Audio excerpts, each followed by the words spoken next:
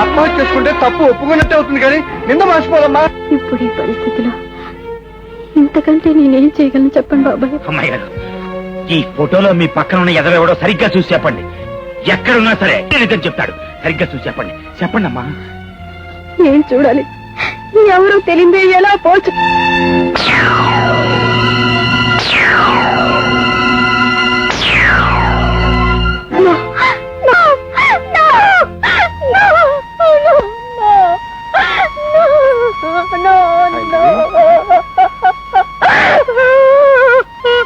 ఏంటమ్మా అమ్మా, ఏం జరిగింది?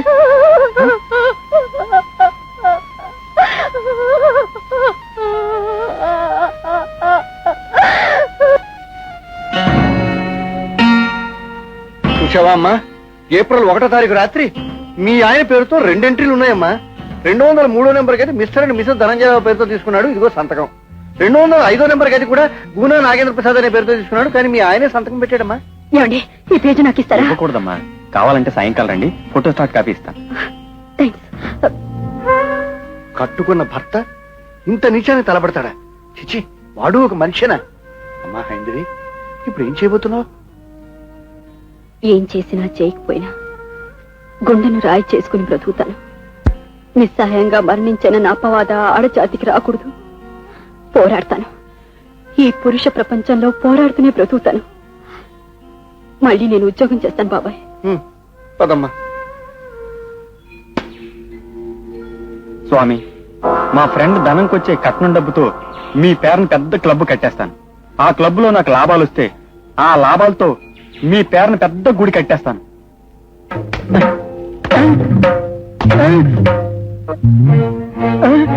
ఎవరు? నీ తాతమ్మ మొగుడిని రా జోద భక్త. చెప్పు, ఆ హైందవికి నీకు గల సంబంధం ఏమిటి? చెప్పు.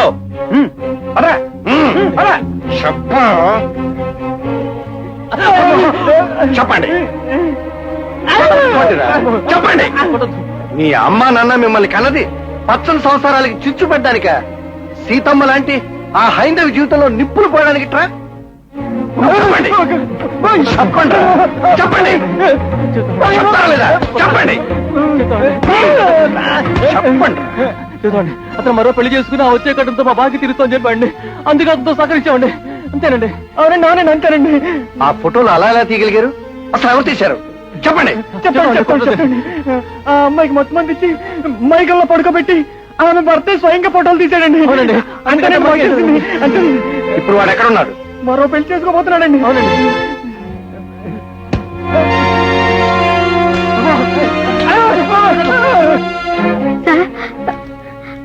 ఆ రోజు నేను ఏ నేరం చేయలేదని చెప్పుకోవడానికి అవకాశం కూడా ఇవ్వకుండా నన్ను సస్పెండ్ చేశారు. నేను నిరపరాధని చెప్పుకోవడానికి సాక్ష్యం దొరికింది సార్. ఈ కాగితం చూడండి. Hotel Moonlight customers list 14వ తారీఖు నేను మా ఆయన కలిసి ఆ గదిలో ఉన్నాం సార్. ఆయనే స్వయంగా హోటల్ రూమ్ బుక్ చేశారు సార్. ఆ రోజు నలుగురిలో నా పరువుని, నా భర్తని, నా అన్న వాళ్ళందరినీ నష్టపోయాను. ఆఖరికి నా ఉద్యోగాన్ని కూడా కోల్పోయాను. మీరు దయ తెలిస్తే కనీసం నేను నిరపరాధిగా అన్నా మిగులుతాను. I'm innocent, sir. I'm just innocent, sir.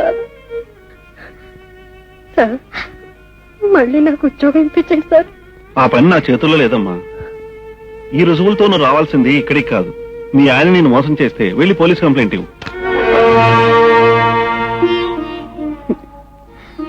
మగాడు ఆడదాని మీద నిందలు వేయడం చాలా తేలిక సార్. కానీ అలవాట్లేని ఆడది మగవాడిని ఎదిరించి మీదని పడ్డం అంత తేలిక కాదు సార్. ఏ చేతులతో ఆయన నా మెడలో పసుపు తాడు కట్టి నన్ను సుమంగళించేశారో ఆ చేతులకి నాకు నేనుగా బేడీలు వేయించలేను సార్. వేయించలేను.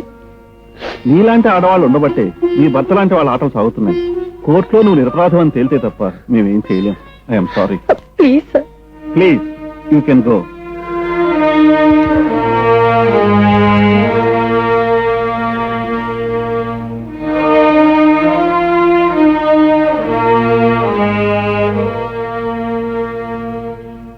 బాబాయ్, మగాడు నింద వేసిన ఆడది బ్రతకడానికి వీల్లేదంటుంది ప్రభుత్వం కూడా.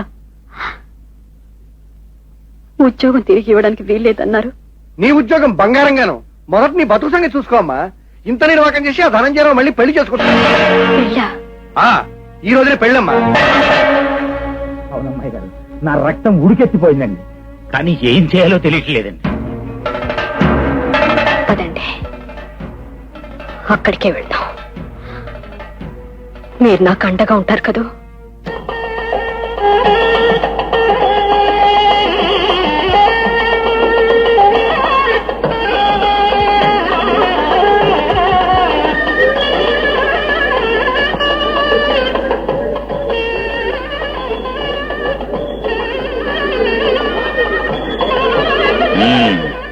ఏంటి గురు పెళ్ళే? కనిపెట్టాలా? నువ్వెందుకు వచ్చావు? నిన్నెవరు పిలిచారు? నీ పెళ్లి కోళ్ళు పిలవాలేటి గురు? పప్పన్నం తినాలనిపించి వచ్చాను గురు. పాపం హైందవి నీతో ఏదో మాట్లాడాలంట. అదిగో ఆ గదిలో ఉంది నీకోసం. అయిందవా? ఎందుకు? విడాకులు ఇచ్చేసాగా ఆ పప్పులే ఉడకవు. అబ్బ కోప్పడ గురు, ఇచ్చేసేవులే. కానీ ఏదో కట్టం సుఖం మాట్లాడుకోవాలంట. ఒక్కసారి వెళ్ళి గురు. నేను వెళ్ళను. మర్యాదగా రాకపోయావు నిన్ను పొడి సంపెత్తాను.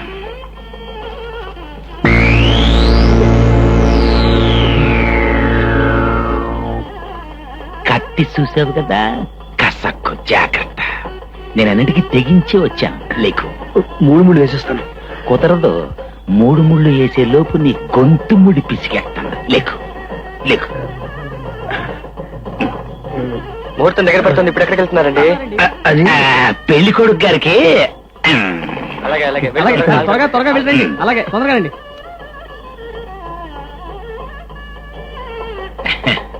ముహూర్తానికి వేళవుతుంటే ఇప్పుడు ఎక్కడికి రా? మా అబ్బాయిని ఎక్కడికి తీసుకెడుతున్నారు? ఏం లేదమ్మా, మీ అబ్బాయి హైందవికి విడాకులు ఇచ్చాక బ్యాలెన్స్ గురించి మాట్లాడాలి. బ్యాలెన్స్ ఏమిట్రా? డబ్బమ్మా డబ్బు. నువ్వు పద గురు. పద. ఏమ్మా, మీ కుంటి పెళ్లి కూతురు మేడ మీదే ఉందా లేక ఎవరితోనైనా?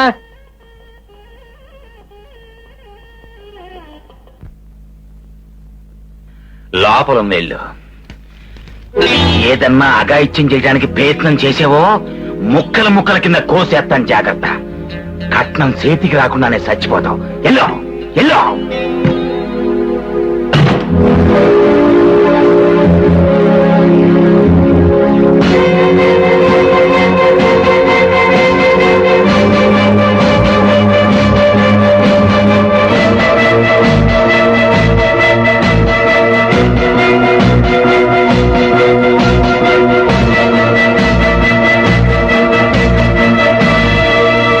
విడాకులు కోర్టు మంజూరు చేసింది కదా, మళ్ళీ ఎందుకు వచ్చావు?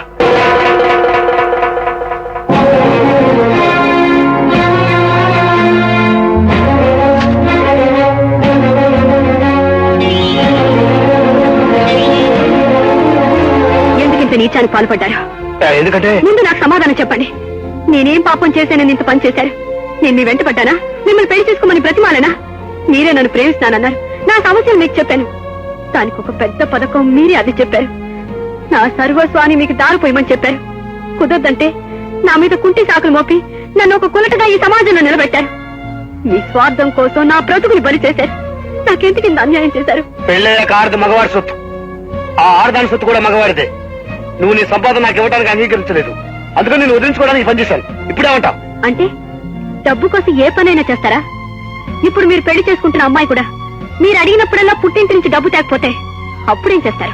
నీలాంటి పొగరపోతే ఆడవాళ్ళే తిరగబడతారు కానీ ఏ ఆడదే మొగుడు మాట కాదనంత ధైర్యం చేయదు.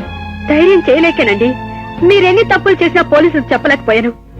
నాకు ధైర్యం లేకే మా అమ్మ నాన్న చెల్లెలు ఆత్మహత్య చేసుకున్నా, మీరు నాకు విడాకులు నోటీస్ పంపించినా, నా శీలాన్ని నడి బజార్లో నిలబెట్టినా మిమ్మల్ని పల్లెత్తి మాట అనలేకపోయాను, అడగలేకపోయాను. నా జీతం మీకు ఇవ్వనందుకు నా జీవితం నాశనం అయింది. కానీ మీరిప్పుడు మరో ఆడదాని బ్రతుకుతో ఆడుకోపోతున్నారని తెలిసి వచ్చాను. ఆవిడ కూడా నాలాగే తిరగబడితే అప్పుడేం చేస్తారు? నీకు పట్టిన గత దానికే పడుతుంది. అప్పుడు ఈ పద్ధతి కాక వేరే పద్ధతి ఆలోచిస్తాం. దాన్ని వదిలించుకుని ఇంకో దాన్ని పెళ్లి చేసుకుంటాను. మగవాడిని నా ఇష్టం. ఎన్ని పెళ్లిలోనే చేసుకుంటానో ఏమైనా చేస్తాను. కాదు నాకు ఎవరికీ లేదు. నువ్వు కట్టిన తాళి నా మెళ్ళలో ఉండడానికి వీల్లేదు. తాళి తెప్పాలా? ఇలా ఏ హైందవ స్త్రీ అయినా తన భర్త అడుగుతుందా?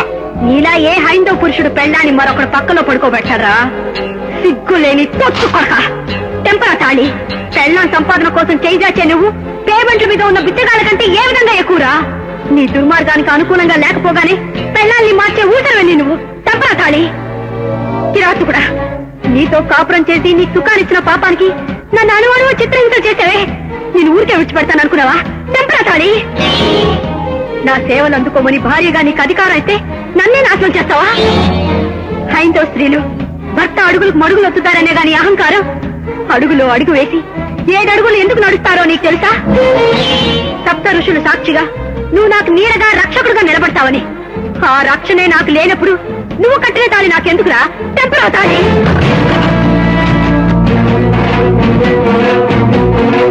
ఊరు వేయించుకోవడం ఎందుకో తెలుసా? బ్రహ్మ విష్ణు మహేశ్వరుల ఆశీస్సులతో వివాహ జీవితం 3 పూలు 6 కాయలు కావాలని. బ్రహ్మ తన భార్యని వాకులోను, విష్ణు హృదయంలోను, పరమేశ్వరుడు అర్ధ శరీరంలో నిలుపున్నా కానీ నీలా భార్యని నడిమజాల్లో నిలబెట్టలేదురా.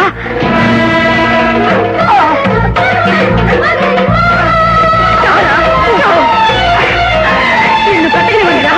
నిన్ను బ్రతకనిస్తే ఇంకా ఎంతమంది ఆడపిల్లల జీవితం నాశనం చేస్తావు?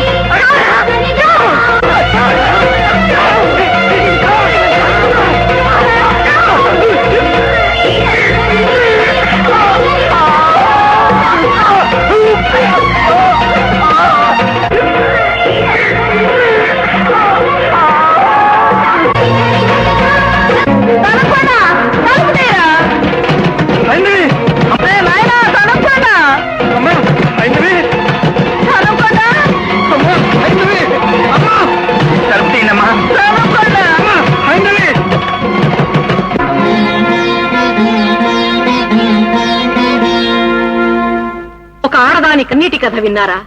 బ్రతుకు మీద ఆశతో, భవిష్యత్తు గురించి అందమైన ఊహలతో 3 ముళ్లకు తల వంచి కట్టుకున్నవాడితో 7 అడుగులు కలిసి నడిచి వైవాహిక జీవితంలోకి అడుగుపెట్టిన ఆమె కలలు ఎలా కూలిపోయాయో, ఆశలు ఎలా రాలిపోయాయో, ఊహలు ఎలా బూడిదయ్యాయో విన్నారా? ఆమె చేసింది హత్య, అది నేరం, ఆమెను కఠినంగా శిక్షించాలి అని ఘోషించే పెద్దలందరూ ఆమె కథ విన్నారుగా. ఇప్పుడు చెప్పండి, కట్టుకున్న భార్యని పరాయి మగవాడితో పడుకోబెట్టి మానసికంగా ఆమెను హత్య చేసిన ఆ భర్త నీచుడు, నేరస్తుడు కాదంటారా? 10 మందిలోనూ ఆ అమాయకురాల్ని పతితగా నిరూపించి పరోక్షంగా ఆమె కన్నవారి చావుకి కారకుడైన ఆమె భర్త దుష్టుడు, హంతకుడు కాదంటారా? ఆమె బ్రతుకుని బజారు పాలు చేసి డబ్బు కోసం మరో ఆడదాని మెడలో పసుపు తాడు అని పిలువబడే ఉరితాడు బిగించడానికి సిద్ధపడ్డ ఆ భర్త దౌర్భాగ్యుడు, దుర్మార్గుడు కాదంటారా? యువర్ ఆనర్, పుట్టుక ఇచ్చే ఆడదాన్ని ఆదిశక్తిగా కొలిచే ఈ పుణ్యభూమిలో, నేలను నేలతల్లిగా, ప్రతి నదిని అమ్మగా పిలిచే ఈ గడ్డ మీద ఆడదాన్ని మంగళసూత్రం అనే సంఖ్యలతో కట్టిపారేసి హింసించే రాక్షసులున్నారు, కట్నం డబ్బు కోసం కాల్చి పారేసే కిరాతకులున్నారు, అమ్మి సొమ్ము చేసుకునే అయోగ్యులున్నారు. యోరానా, ఆమె భర్త బ్రతికి ఉంటే హైందవిలాగే మరొకదాన్ని, ఇంకొకదాన్ని, వేరొకదాన్ని పెళ్లనే పేరుతో కట్టుకుని పొట్టన పెట్టుకునేవాడు. అలా జరగకుండా ఆపే ప్రయత్నమే ఈ హైందవి చేసిన పని. ఈ సమాజం చెయ్యలేని పని, పెద్దలకి చేతకాని పని, చట్టం అసాధ్యం ఊరుకున్న పని ఈ హైందవి చేసింది. పురాణాల్ని భక్తిగా చదివే మన జాతికి మహిషాసుర మర్దిని దేవత, నరకాసురుని వధించిన స్త్రీ దేవత. అయితే ఈనాటి మానవారణ్యంలోని ఒక రాక్షసుణ్ణి చంపిన ఈ హైందవి ఎందుకు నేరస్తురాలు, ఏ విధంగా నేరస్తురాలు? యోరానా, పుస్తకాల కంటే జీవితం చాలా పెద్దది. అలాంటి జీవితాన్ని నాశనం చేసిన మనిషిని అంతం చేసిన హైందవికి పుస్తకాల్లోని రూల్స్ ను బట్టి, సెక్షన్స్ ను బట్టి శిక్ష విధించడం న్యాయమా? మనిషిగా మనసుతో ఆలోచించాలి. ఆమె ఆక్రందన వెనకాల ఉన్న బాధని, గాథని అర్థం చేసుకోవాలని కోరుతున్నాను.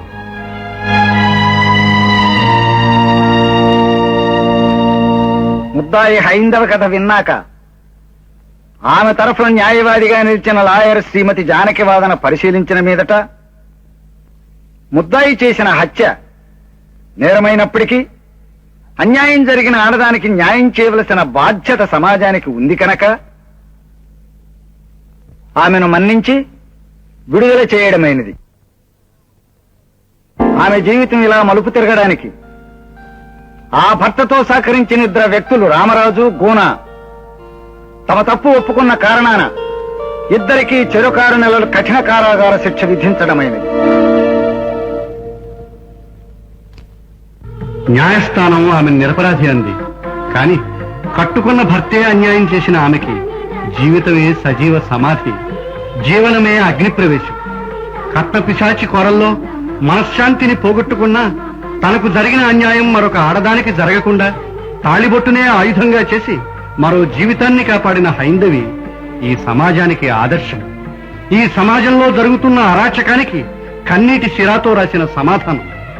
హైందవి కథ ఏ కాస్త చైతన్యాన్ని కలిగించగలిగినా అది ఈ దేశపు ఆడపడుచులకి మేం చేసిన అతి చిన్న ఉపకారంగా భావిస్తాం. ఆడపిల్ల కంటతడి ఈ సమాజానికి శాపం కాకూడదని ఆశిస్తాం.